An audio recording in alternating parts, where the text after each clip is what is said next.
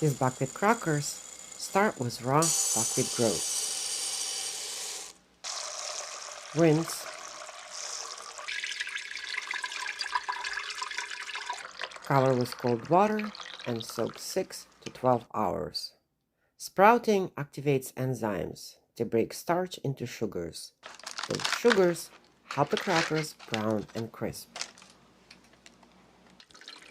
Rinse and drain. Cover loosely to allow air. Sprout 6 to 12 hours until small white tips appear. That tip confirms sprouting. It feels slimy, that's normal. No roots, no greens. The crunch is built later. Rinse again and drain well. This is buckwheat, used differently.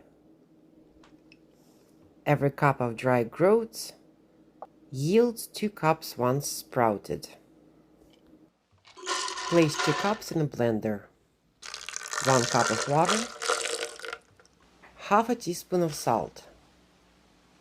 Spice is optional for flavor performance in every bite.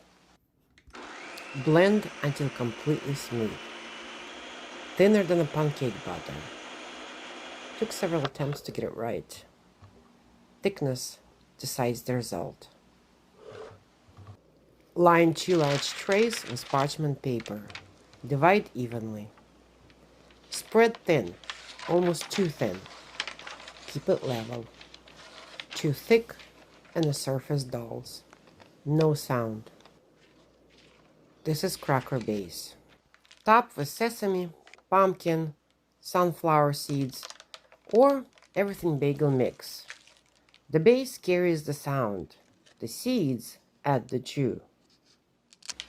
Bake at 175 degrees Celsius for 30 minutes. Edges set first. Color is in dryness. Lower temperature to 104 degrees Celsius. Dry 30 to 50 minutes more. This is where most batches fail. Stop early, it softens. It's edible, no snap.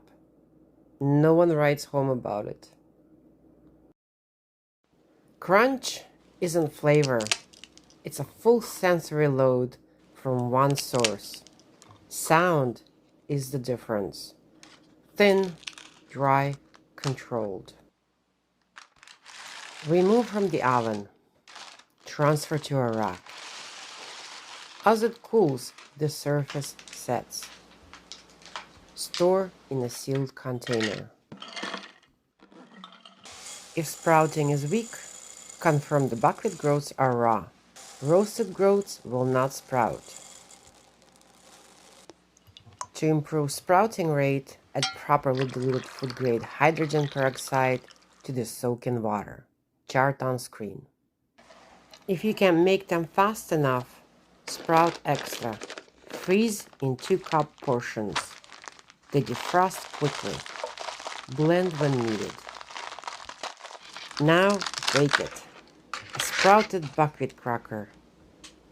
Dryness, resistance, fracture, sound, then chew.